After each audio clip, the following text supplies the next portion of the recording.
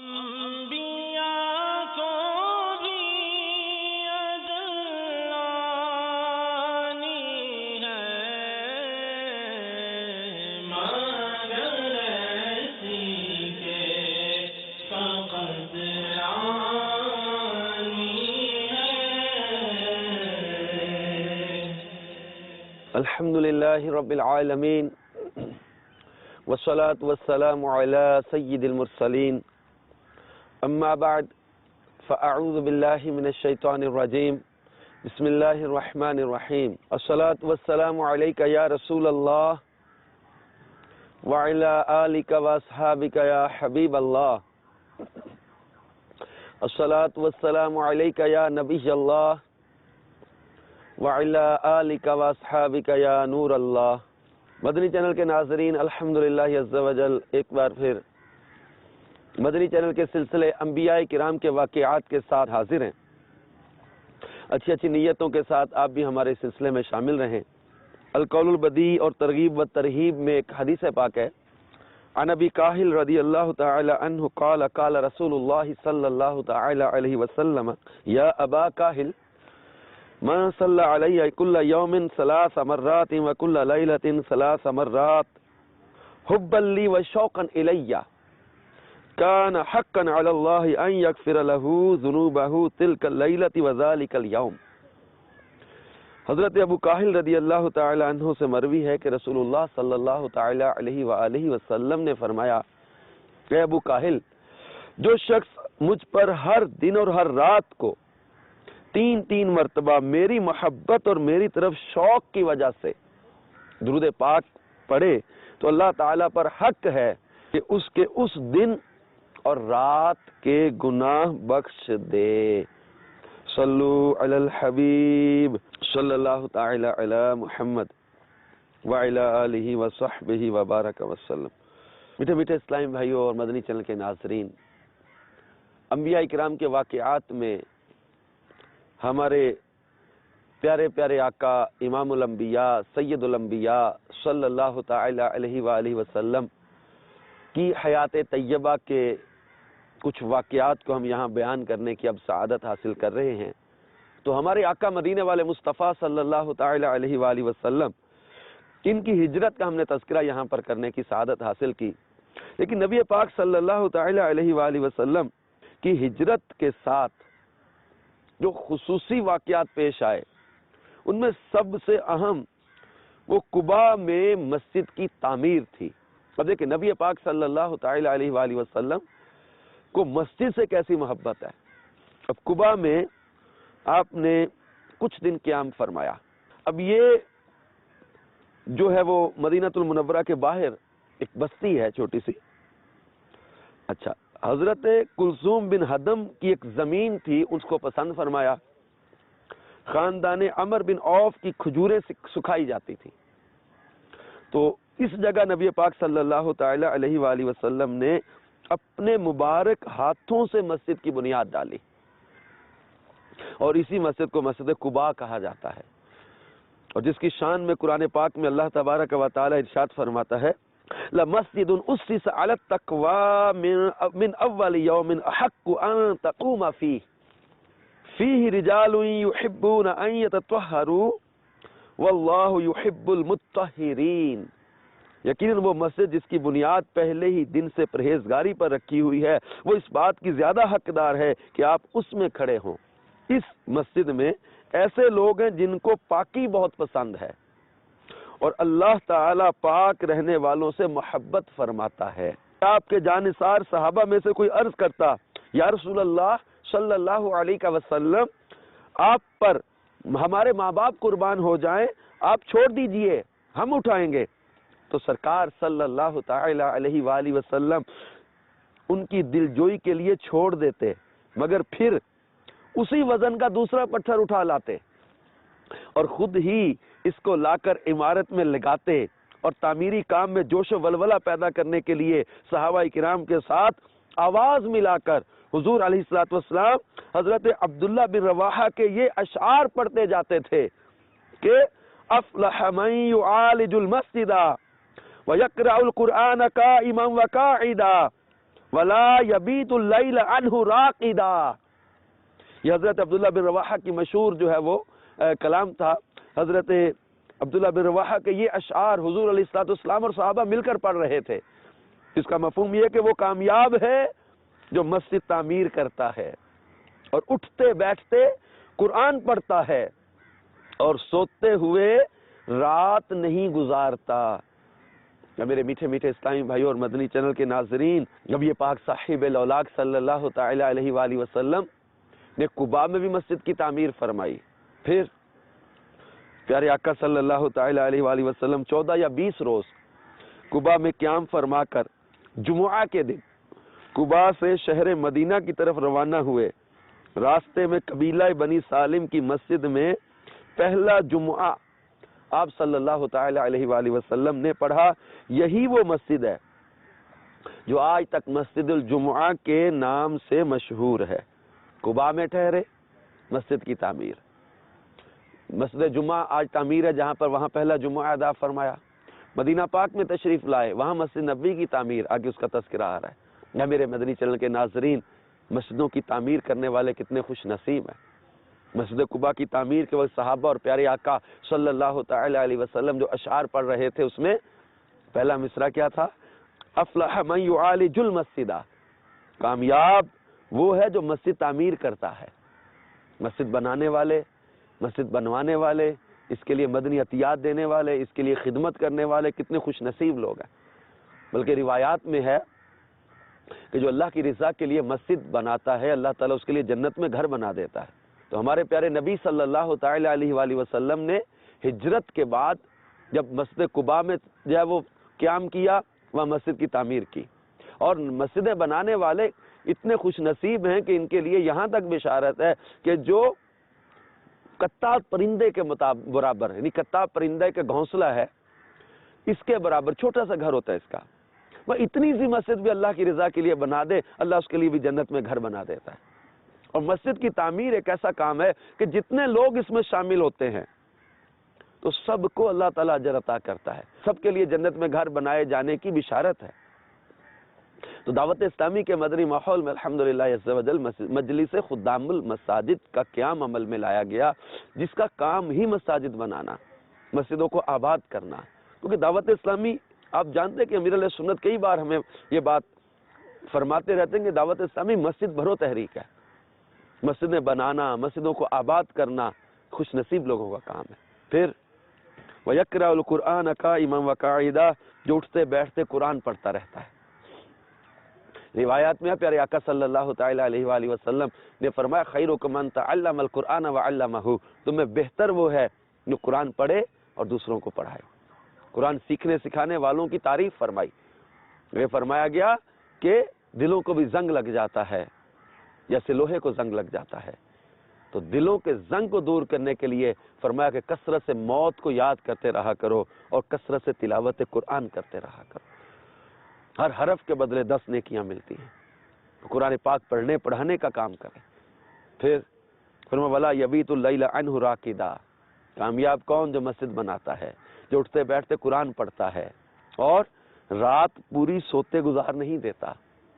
رات کا کچھ حصہ عبادت کے لیے مخصوص کر لیا جائے، اپنے رب کی یاد میں وقت گزارے. پچھلا پہر جب رات کا آتا ہے نا، جس میں عام طور پر تہجد پڑھی جاتی ہے، ویسے تو تہجد کا وقت جیسے عشاء پڑھ کے کوئی تھوڑی دیر کے لیے بھی چاہے سو جائے تو اس کے لیے تہجد کا وقت شروع ہو جاتا ہے. مگر جو پچھلا پہر ہے نا رات کا، اس کو بزرگان دین نے عبادت کے لیے، سجدوں کے لیے، آنسو بہانے کے لیے، دعائیں مانگنے کے لیے خاص وقت قرار دیا ہے. ہمارے میاں محمد بخش صاحب رحمت اللہ علیہ کہا کرتے تھے نا، پچھلی راتی رحمت رب دی کرے بلند آوازہ، پچھلی راتی رحمت رب دی کرے بلند آوازہ، بخشش منگن والیاں کارن کھلا ہے دروازہ. اللہ کی رحمتوں کے دروازے کھلتے ہیں. ہر رات اللہ تبارک و تعالیٰ کی رحمت پکارتی ہے کوئی بخشش مانگنے والا، ہے کوئی طلب کرنے والا، ہے کوئی سوال کرنے والا، اور اس وقت خاص رحمتوں کا نزول ہوتا ہے. تو غفلت میں شب و روز گزار دینا یہ سعادت نہیں ہے، یہ نادانی ہے. اور دن رات ہمارے غفلتوں میں گزر جاتے، کئی کئی دن کئی مہینے گزر گئے، قرآن پاک کھول کر نہیں دیکھا، قرآن پاک پڑھنے کی سعادت نہیں پاتے۔ قرآن پاک اللہ کی پاک کلام ہے، آج بندوں کے کلام پڑھنے کا ٹائم ہے، مختلف آرٹیکل پڑھنے کا ٹائم ہے، مختلف قسم کی دنیاوی، سیاسی اور غیبتوں پر مبنی خبریں پڑھنے کا ٹائم ہے، طرح طرح کے کھیلوں کے اور طرح طرح کی جو ہے وہ دنیاوی، فلمی اور رومانوی، افسانوی ڈائجسٹ اور رسالے پڑھنے کا ٹائم ہے، مگر آج وقت نہیں بچا، اپنے رب کا کلام پڑھنے کا وقت نہیں بچا۔ حیرت ہے، حیرت ہے کہ قرآن پاک پڑھنے کا ہمارے پاس وقت نہیں۔ رب کا کلام ہے، یہ رب کا کلام۔ میرے آقا مدینے والے مصطفیٰ صلی اللہ تعالی علیہ وآلہ وسلم راتوں کو قرآن پڑھتے، بی بی عائشہ صدیقہ رضی اللہ تعالی عنہ فرماتی ہیں کہ آپ صلی اللہ تعالی علیہ وآلہ وسلم کی آنکھوں سے آنسو بہتے رہتے تھے، قرآن پاک کی تلاوت کرتے تھے، آنسوؤں سے داڑھی بھیگ جایا کرتی تھی، ایسا قرآن کے ساتھ لگاؤ تھا آپ کو۔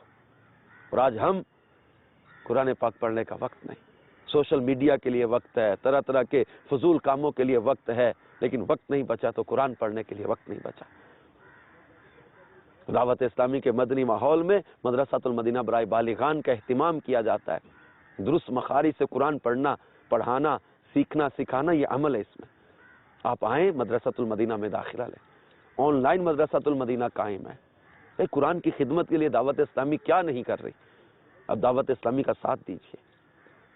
بہرکیف میرے مدنی چینل کے ناظرین، اپنے میٹھے آقا مدینے والے مصطفیٰ صلی اللہ تعالی علیہ وآلہ وسلم کی ان اداؤں کو اپنانا، مسجدوں سے پیار، پھر مسجد جمعہ جہاں بنی آج اللہ کی رحمت سے عاشقان رسول اس کی زیارت کر کے سعادت پاتے ہیں، تو وہاں جمعہ ادا فرمایا۔ اور ہم اپنے پچھلے سلسلوں میں یہ مدینۃ المنورہ میں آپ کی آمد کا جشن اور وہ سلسلہ بیان کر چکے کہ کس طرح بنی نجار قبیلے کی بچیاں جا طلع البدر علینا من ثنیات الوداع وجب الشکر علینا ما دعا للہ داعی، اس کلام کے ساتھ حضور علیہ الصلوۃ والسلام کا استقبال کرتے تھے، اور سرکار دو عالم صلی اللہ تعالی علیہ وسلم کے ساتھ حضرت بریدہ السلمی جو آپ کو گرفتار کرنے آئے تھے، لیکن حضور کی زلف کے اسیر ہو گئے اور کلمہ پڑھ کے مسلمان ہو گئے۔ 70 سوار ان کے ساتھ تھے، انعام کے لالچ میں حضور صلی اللہ تعالی علیہ وآلہ وسلم کو گرفتار کرنے کے لیے آئے تھے، اگر اسلام قبول کیا اور اس کی آقا اب آپ کا داخلہ مدینے میں ایک جلوس کے ساتھ ہوگا۔ اپنا امامہ کھولا، نیزے پر اس کو جھنڈا بنایا، 70 سواروں کا جلوس ساتھ ہے، حضور علیہ الصلوۃ والسلام اس شان کے ساتھ مدینۃ المنورہ میں داخل ہو رہے، مدینے کے لوگ خوشی منا رہے، ایک جشن کا سما تھا۔ اب پیارے آقا صلی اللہ تعالی علیہ وآلہ وسلم کی سواری کو لوگ پکارتے ہیں، حضور ادھر آ جائیں، ادھر آ جائیں۔ آپ کی سواری کی لگام پکڑ پکڑ کر، مہار تھام تھام کر اونٹنی کی عرض کرتے ہیں، حضور ہمارے گھر کو کرم سے نواز دیں، ہمارے گھر قدم رکھ دیں۔ لیکن پیارے آقا صلی اللہ تعالی علیہ وآلہ وسلم فرماتے ہیں، میری اونٹنی کی مہار چھوڑ دو، جس جگہ خدا کو منظور ہوگا یہ اسی جگہ جا کر اونٹنی بیٹھ جائے گی۔ چنانچہ جس جگہ آج مسجد نبوی شریف ہے، اس کے پاس حضرت ابو ایوب انصاری رضی اللہ تعالیٰ عنہ کا مکان تھا، جسی جگہ نبی پاک صلی اللہ تعالی علیہ وسلم کی اونٹنی بیٹھ گئی۔ ایک پنجابی کا شاعر اپنے الفاظ میں اس منظر کو بیان کر کے کہتا ہے کہ کڈی خوش بخت کلی سی ایوب دی، جتھے جا کے رکی داچی محبوب دی، نیویں آندا پرونا ہے ساڈا نبی، محلہ والے کھڑے ویکھدے رہ گئے۔ میرے آقا مدینے والے مصطفیٰ صلی اللہ تعالی علیہ وآلہ وسلم نے حضرت ابو ایوب انصاری رضی اللہ تعالیٰ عنہ کا جو ہے وہ دعوت نامہ قبول فرمایا، ان کے گھر کو نواز دیا، اور حضرت ابو ایوب انصاری رضی اللہ تعالیٰ عنہ میزبان رسول کا لقب پا گئے، اور ایسی میزبانی کی کہ جان نثاری کا مظاہرہ کرتے تھے۔ اب ایک واقعہ سے آپ اس کا اندازہ لگائیں، حضرت ابو ایوب انصاری رضی اللہ تعالیٰ اور ان کے گھر والوں نے کیسی مہمان نوازی کی۔ اب ایک رات جو ہے وہ ان کا پانی کا گھڑا ٹوٹ گیا، پانی جب پھیلنے لگا تو ان کے پاس ایک ہی لحاف تھا، اس میں پانی خشک کر لیا، نیچے ٹپکنے نہیں دیا۔ اب گھر میں یہی ایک لحاف تھا جو گیلا ہو گیا، رات بھر میاں بیوی نے سردی برداشت کی، مگر حضور علیہ الصلوۃ والسلام کو ذرہ برابر تکلیف نہ پہنچنے دی۔ 7 مہینے حضرت ابو ایوب انصاری رضی اللہ تعالیٰ عنہ نے میزبانی کا شرف حاصل کیا، خدمت کرتے رہے.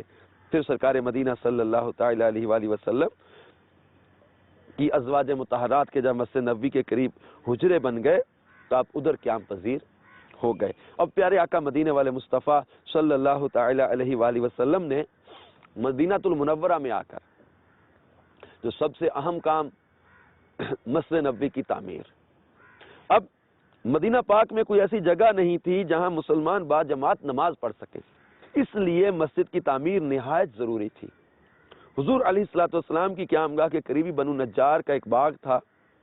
آپ نے مسجد تعمیر کرنے کے لیے اس باغ کو قیمت دے کر خریدنا چاہا. ان لوگوں نے یہ کہہ کر کہ یا رسول اللہ صلی اللہ علیہ وسلم ہم خدا ہی سے اس کی قیمت لیں گے، مفت میں زمین مسجد کی تعمیر کے لیے پیش کر دی. لیکن چونکہ یہ زمین اصل میں 2 یتیموں کی تھی، آپ نے ان دونوں یتیم بچوں کو بلایا. ان یتیم بچوں نے بھی زمین مسجد کے لیے نظر کرنی چاہیے، مگر سرکار دو عالم صلی اللہ تعالی علیہ وآلہ وسلم نے اس کو پسند نہیں فرمایا. اس لیے حضرت صدیق اکبر کے مال سے آپ نے اس کی قیمت ادا فرمائی. پھر سرکار مدینہ صلی اللہ تعالی علیہ وآلہ وسلم اس زمین کو ہموار کر کے خود اپنے دستے مبارک سے مسجد کی بنیاد ڈالی اور کچی اینٹوں کی دیوار اور کھجور کے ستونوں پر کھجور کی پتیوں سے چھت بنائی جو بارش میں ٹپکتی تھی. اس مسجد کی تعمیر میں صحابہ کرام کے ساتھ خود حضور صلی اللہ تعالی علیہ وآلہ وسلم بھی اینٹیں اٹھا کر لاتے تھے اور صحابہ کرام کو جوش دلانے کے لیے ان کے ساتھ آواز ملا کر حضور علیہ الصلوۃ والسلام یہ شعر پڑھتے تھے: اللہم لا خیر الا خیر الآخرہ فاغفر الانصار والمہاجرہ. یہ بخاری شریف میں یہ پہلی جلد کے صفحہ 61 پر یہ اشعار موجود ہیں. یہ پیارے آقا صلی اللہ تعالی علیہ وآلہ وسلم صحابہ کرام کے ساتھ مل کر یہ شعر پڑھتے تھے: اے اللہ بھلائی تو صرف آخرت ہی کی بھلائی ہے، لہذا اے اللہ تو انصار اور مہاجرین کو بخش دے. اچھا، اس سے ایک پتہ یہ بھی چلا، جیسے مسجد قباء کی تعمیر میں آپ نے دیکھا کہ سرکار دو عالم صلی اللہ تعالی علیہ وسلم صحابہ کے ساتھ مل کر خود اشعار پڑھ رہے. مسجد نبوی کی تعمیر کے دوران اچھا مختلف جنگوں کے واقعہ جب آپ سنیں گے تو اس میں بھی آپ پیارے آقا صلی اللہ تعالی علیہ وسلم کا اشعار پڑھنا آپ سنیں گے.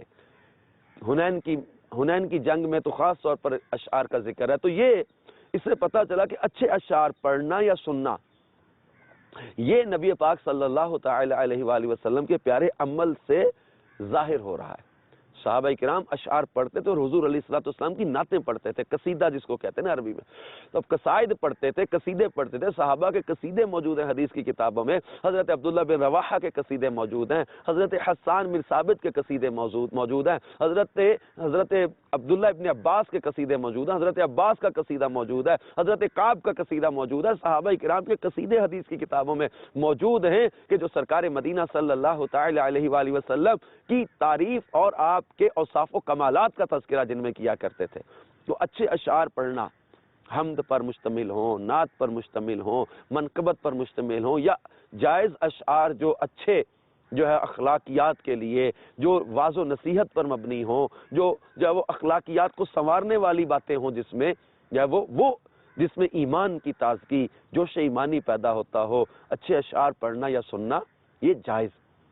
اچھا، تو بات میں یہ کر رہا تھا پیارے آقا مدینے والے مصطفیٰ صلی اللہ تعالی علیہ وآلہ وسلم نے مسجد نبوی کی تعمیر کا سلسلہ کیا، اور یہ مسجد نبوی جو تھی اس کے کنارے پر ایک چبوترا بنایا جس پر کھجور کی پتیوں سے چھت بنائی گئی تھی. اس چبوترے کا نام صفہ ہے. جو صحابہ گھر بار نہیں رکھتے تھے وہ اسی چبوترا پر سوتے بیٹھتے تھے اور یہی لوگ اصحاب صفہ کہلاتے تھے. یہ تھی کائنات کے آقا مدینے والے مصطفیٰ صلی اللہ تعالی علیہ وآلہ وسلم کی سلطنت. سادگی کا انداز دیکھیں. مالک کونین ہیں گو پاس کچھ رکھتے نہیں، کل جہاں کی نعمتیں ہیں ان کے خالی ہاتھ میں. اب پیارے آقا مدینے والے مصطفیٰ صلی اللہ تعالی علیہ وآلہ وسلم نے مسجد نبوی جو کچی اینٹوں سے بنائی گئی، جس کی چھت ٹپکتی تھی، یہاں اللہ کے حبیب صلی اللہ تعالی علیہ وآلہ وسلم کا جو ہے وہ نماز کا اور وہاں پر واضح و نصیحت کا اور تربیت کا ایک پیارا نظام ہے. کہ میرے میٹھے میٹھے اسلامی بھائی اور مدنی چینل کے ناظرین، اس کے ساتھ ہی پھر ازواج مطہرات کے جب وہ حجرے بنائے گئے، اور پھر صحابہ کرام جو مہاجرین تھے ان کے گھروں کی تعمیر کا کام ہوا، کہ مہاجرین جو اپنا سب کچھ مکہ المکرمہ میں چھوڑ کر آئے تھے، ان لوگوں کی رہائش کے لیے سرکار مدینہ صلی اللہ تعالی علیہ وسلم نے مسجد نبوی کے قرب و جوار ہی میں انتظام فرمایا۔ انصار نے بہت قربانی دی اس موقع پر، کہ نہایت فراخ دلی کے ساتھ اپنے مہاجرین صحابہ جو بھائی تھے ان کے لیے مکانات، زمینیں، مکانوں کی تعمیر کے لیے ہر قسم کی امداد دی، جس سے مہاجرین کی آباد کاری میں بڑی سہولت ہو گئی۔ سب سے پہلے جس انصاری نے اپنا مکان حضور علیہ الصلوۃ والسلام کو بطور ہبہ کے نظر کیا، اس خوش نصیب کا نام حضرت حارثہ بن نعمان رضی اللہ تعالیٰ عنہ ہے۔ چنانچہ ازواج مطہرات کے مکانات حضرت حارثہ بن نعمان ہی کی زمین میں بنائے گئے۔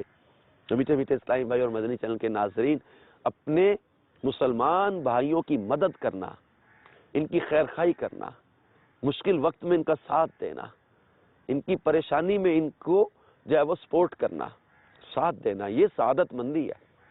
بلکہ احادیث مبارکہ میں دل جوئی کے فضائل بیان کیے گئے، احادیث مبارکہ میں مسلمان بھائی کی خیر خواہی کرنے کے فضائل بیان کیے گئے، ان کا ساتھ دینے کے، غم شیئر کرنا، دکھ شیئر کرنا، تکلیف کے موقع پر ان کو جو ہے وہ سنبھالا دینا، سہارا دینا، ان کی مدد کرنا، جس کو اللہ نے آسانی دی ہے وہ اپنے مسلمان بھائی کا ساتھ دے۔ مسلمان ایک جسد واحد کی طرح ہوتے ہیں، ایک حصے میں تکلیف ہو تو پورا بدن اس کی جو ہے وہ تکلیف محسوس کرتا ہے۔ کہ آج خود غرضی اتنی بڑھ گئی کہ بھائی بھائی کا دشمن ہو گیا، بھائی بھائی کے مال کے لیے ایک دوسرے سے جھگڑا کر رہے، چھوٹی سی دکان کے لیے آپس میں جھگڑتے، چھوٹے سے جو مال کے لیے، چند سکوں کے لیے ایک دوسرے کے دشمن بن جاتے، تھوڑے سے دنیاوی مال کے لیے بھائی بھائی سے کٹ کے بیٹھ جاتا ہے، ماں باپ سے ناراض، بہن بھائیوں سے ناراض، مجھے حصے میں کم دے دیا، مجھے یہ چیز نہیں دی، مجھے وہ چیز نہیں دی۔ دنیا کی مال اور دنیا کی ہوس نے کتنا جو ہے وہ ہمارے خونوں کو سفید کر دیا۔ کیا ہو گیا؟ مسلمان تو اپنا پورا مال اللہ کی راہ میں دے کر بھی سعادت سمجھتے، اپنے مسلمان بھائیوں کی مدد کرتے۔ اب انصار صحابہ کے واقعات ہم پڑھ رہے ہیں کہ جنہوں نے اپنے مہاجرین صحابہ کرام کے لیے اپنے مکانات دے دیے، اپنے مال آدھے آدھے دے دیے، اپنے باغ آدھے دے دیے، ارے گھر بار آدھا آدھا کر کے دے دیا۔ ان کے دلوں میں اللہ کے محبوب کی محبت ہے، ان کے دلوں میں اللہ کی محبت ہے۔ سیدنا صدیق اکبر تبوک کے موقع پر اپنا گھر کا سارا مال لا کر حضور علیہ الصلوۃ والسلام کے قدموں میں رکھ دیتے ہیں کہ حضور میرے ساتھیوں کے کام آ جائے گا، صحابہ کے کام آ جائے گا یہ مال۔ گھر کے لیے کیا رکھا؟ عرض کیا کہا، گھر کے لیے اللہ اور اس کا رسول ہی کافی ہے۔ یہ کیا جذبے تھے ان کے، خیر خواہی کے، جو مدد کرنے کے۔ اب یہ ہمارے اندر یہ ختم ہوتا جا رہا ہے۔ یا میرے مدنی چینل کے ناظرین، پیارے آقا مدینے والے مصطفیٰ صلی اللہ تعالی علیہ وآلہ وسلم کے ان پیارے صحابہ کرام کی اس محبت کی ادا کو آج اپنانے کی حاجت ہے۔ یہ مسلمان سے دور ہوتا جا رہا ہے۔ اسلام نے رشتہ داروں کے حقوق دیے، اسلام نے ہمیں بھائیوں کے حقوق دیے، اسلام نے ہمیں اپنے ہمسایوں کے حقوق دیے، اسلام نے ہمیں ریاست کے حقوق عطا کیے، اسلام نے تو جانوروں تک کے حقوق ہمیں سکھائے ہیں کہ جانوروں پر بھی ظلم و زیادتی نہ کی جائے۔ اسلام محبت، امن اور سلامتی کا دین ہے۔ آئیے اپنے معاشرے کو ان محبتوں سے مہکا دیں، اللہ کے محبوب کی ناداؤں کو اپنا کر اپنے معاشرے کو سنتوں کا گہوارہ بنانے میں اپنا کردار ادا کریں۔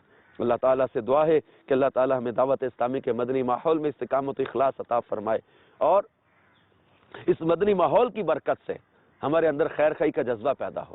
کیونکہ یہ مدنی قافلوں میں، ہفتہ وار اجتماع میں، مدنی چینل کے سلسلوں میں ہمیں یہ سوچ، یہ ذہن، یہ درس ملتا ہے کہ ہمیں یا وہ آپس میں ایک دوسرے کی دلجوئی خیر خواہی کا سامان کرنا ہے۔ بلکہ جو مسکین رشتہ دار ہوتا ہے نا، اس کو صدقہ دینے کے تو دو اجر ہیں، ایک تو صدقہ دینے کا ثواب، اور پھر دوسرا صلہ رحمی کرنے کا ثواب۔ صلہ رحمی کے فضائل الگ بیان کیے گئے، رشتہ داروں سے اچھا سلوک کرنا۔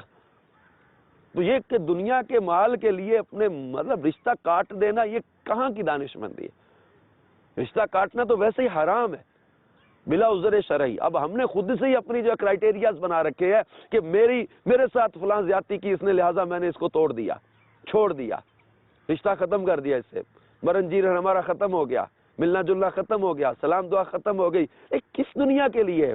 جو ہمیں بھی چھوڑ کے جانا، اس کو بھی چھوڑ کے چلے جانا ہے، وہ بھی چھوڑ کے چلا جائے گا سب کچھ۔ ہماری آخرت کے لیے ہماری جو ہے وہ قبر کے لیے، ہماری جو ہے وہ آخرت کے لیے کوئی نیکیاں جمع ہو جائیں تو خیر خائی کریں، دل جوئی کریں اور ہوس میں نہ پڑے. میری گزارش ہے یہ آپ کر کے دیکھیں، اس حدیث پر عمل کرنے کی کوشش کرتے رہیں کہ جو تم سے تعلق توڑے تم اس سے تعلق جوڑو، جو تم پر زیادتی کرے تم اسے معاف کر دو، جو تمہیں محروم کرے تم اسے عطا کرو. اس حدیث پر عمل کر کے دیکھیں. اور اللہ کے محبوب علیہ الصلوۃ والسلام نے اس کی جزا یہ بیان فرمائی تھی، جس کا خلاصہ ہے کہ جو یہ کرے، یہ 3 کام، یعنی جو تم پر زیادتی کرے تم اسے معاف کرو، جو تم سے تعلق توڑے تم اسے تعلق جوڑو، جو تمہیں محروم کرے تم اسے عطا کرو. جو یہ کرے گا اللہ تعالیٰ اس کا حساب نرمی سے لے گا اور اپنی رحمت سے اسے داخل جنت فرما دے گا. تو مدنی قافلوں میں سفر کرتے رہیں گے، دعوت اسلامی کے مدنی کاموں میں حصہ لیتے رہیں گے، آخرت کی سوچ مضبوط ہوتی رہے گی اور دنیا کی ہوس سے بچتے رہیں گے. اور صحابہ کرام کے اور پیارے آقا صلی اللہ تعالی علیہ وآلہ وسلم کے ان پیارے جو ہے وہ کاموں کو یاد کریں جن کے برکت سے آج اسلام میں یہ واقعات ہم بیان کر رہے ہیں. یہ صحابہ کا ایثار کا جذبہ، انصار صحابہ کا، پھر مہاجرین کے لیے انہوں نے گھروں کے لیے جگہ دی، مالی مدد کی، تعاون کیا، ساتھ مل مل کر تعمیرات کروائیں اور یہ کام کیا. اللہ تبارک و تعالی ان واقعات کی برکت سے ہمارے دل کو بھی نرم کر دے اور آپس میں محبتیں بانٹنے والا بنا دے. آمین بجاہ النبی الامین صلی اللہ تعالی علیہ وآلہ وسلم.